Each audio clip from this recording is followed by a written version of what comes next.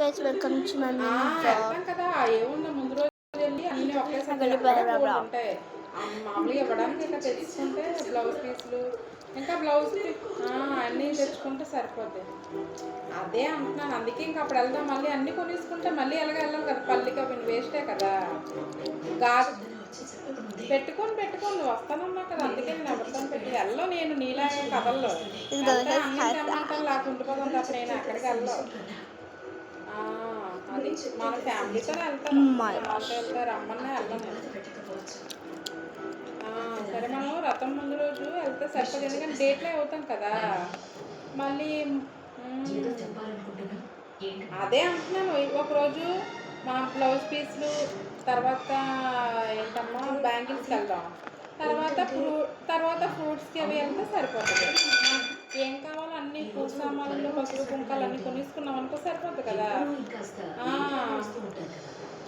14ని 14వ తారీఖున ఎప్పుడో లేకపోతే రథం ముందు రోజు వెళ్ళి తెచ్చుకున్నాం. ఎల్లు అంతే కదా మరి. అదే పక్కన కొనుక్కులు తీసుకుంటామేమో తోడొద్దామని అడుగుతున్నాను అనుకున్నా. అందుకే ఉదయం వెళ్ళలేదు. నేను ఉదయం వెళ్ళలేదు. అందుకే ఉండిపోయాను. వస్తామేమో ఇంకెళ్దామని. సరే నువ్వు ఒకవేళ ఆవిడ దగ్గర తీసుకుంటానంటే నువ్వు తీసుకు వస్తాను తోడుకనా. ఎక్కడికైనా వెళ్ళాలంటే చెప్పు వెళ్దాం. సరే అయితే తినేసాను. ఇక తినిపిస్తున్నాను చిన్న అన్నయ్య రాలేదు ఇంకా. ఏ షిఫ్ట్కి వెళ్ళారు. కూర ఇది గోరు చిక్కుడుగా ఫ్రై మీద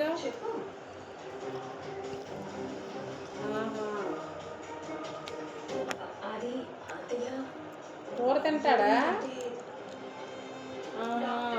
వీళ్ళు అలా తినరు కానీ మామూలుగా పచ్చి తింటారు. వీళ్ళకి అన్ని ఫ్రైలే ఉండాలమ్మా. కూరలు అంటే వీళ్ళకి ఎక్కువ. ఇప్పుడు గోరుచిక్కుడు ఫ్రై చేసినా మీ చిన్నమాని వాళ్ళు వద్దంట వదిలిస్తే మళ్ళీ పెరుగన్నం పెడుతున్నాను. అలా ఉంటుంది వీళ్ళకి. మనిషి ఒక రకానికి ఒక కూర చూడలే మరి ఆకలేదు కదా. అందుకే ఏదో పెట్టేస్తున్నాను. వండుతాను కూరలున్నా తినరు. నాకు అది ఇష్టం లేదు ఇది ఇష్టం లేదు అని చెప్తారు.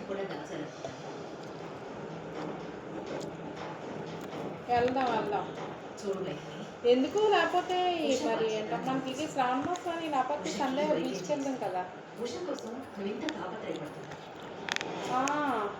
అలాగే చెప్తే నేను అర్థం చేసుకున్నా చెప్పు. సరే నువ్వు వెళ్ళి ఫ్రెష్ అవ్వు. అత్తయ్య అది మైథిలి